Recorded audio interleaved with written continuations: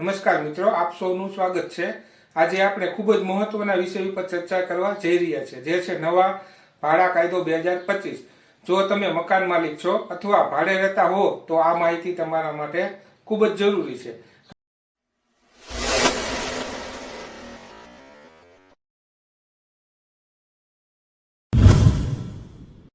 કારણ કે હવે ભાડે ઘર આપવું કે રહેવું માત્ર મૌખિક કરારથી ચાલશે નહીં, પરંતુ કાયદેસર પ્રક્રિયા જરૂરી બનશે। ચાલો સમજીએ સરળ ભાષામાં। સૌથી પહેલા મહત્વનો બદલાવ છે ભાડા કરારની નોંધણી। હવે ભાડા કરાર લખાણમાં બનાવવો ફરજિયાત છે અને તેની નોંધણી કરાવવી પડશે। ડિજિટલ રીતે પણ રજીસ્ટ્રેશન શક્ય બનશે, જેથી ભવિષ્યમાં કોઈ વિવાદ થાય તો પુરાવો રહે। ઘણા લોકો હજુ પણ મૌખિક કરાર પર ઘર ભાડે આપે છે, પરંતુ નવા નિયમો મુજબ આ જોખમી બની શકે છે। હવે વાત કરીએ સિક્યોરિટી ડિપોઝિટ વિશે। અગાઉ ઘણા શહેરોમાં 6 મહિના કે 10 મહિના જેટલી ડિપોઝિટ લેવામાં આવતી હતી। નવા નિયમ મુજબ રહેણાંક મકાન માટે મહત્તમ 2 મહિનાના ભાડા જેટલી ડિપોઝિટ લઈ શકાય છે। આથી ભાડુઆતો પરનો આર્થિક ભાર ઓછો થશે। વેપારિક મિલકત માટે આ મર્યાદા 6 મહિના ભાડા સુધીની રહેશે। આગળનો મહત્વનો મુદ્દો છે ભાડામાં વધારો। હવે મકાન માલિક જ્યારે ભાડું વધારવા માંગે ત્યારે અચાનક વધારો કરી શકશે નહીં। તે માટે ઓછામાં ઓછા 90 દિવસ પહેલા લેખિત નોટિસ આપવી પડશે અને સામાન્ય રીતે વર્ષમાં એક જ વાર વધારો કરી શકાય છે।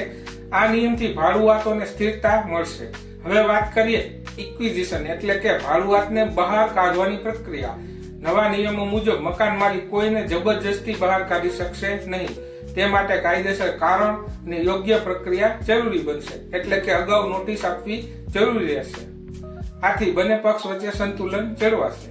મિત્રો, આગળનો મુદ્દો છે મકાનની મરામત અને જાળવણી।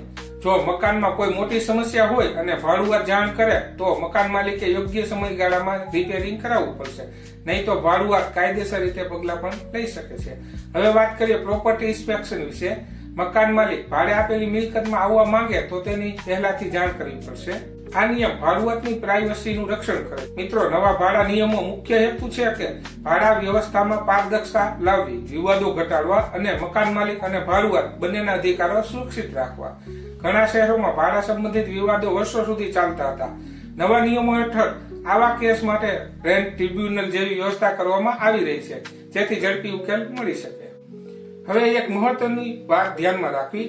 ભાડા કાયદા રાજ્ય સરકારના વિષયમાં આવે છે, એટલે કે દરેક રાજ્ય આ નિયમોને પોતાની રીતે અમલમાં મૂકી શકે છે।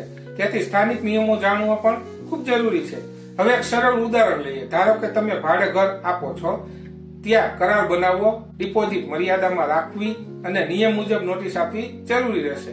અને જો તમે ભાડે રહેતા હો તો તમારા અધિકારો પણ કાયદા દ્વારા સુરક્ષિત રહેશે। આ નવા નિયમો ભાડા બજારને વધુ વ્યવસ્થિત બનાવશે।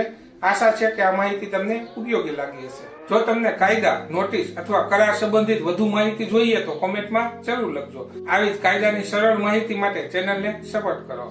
ધન્યવાદ।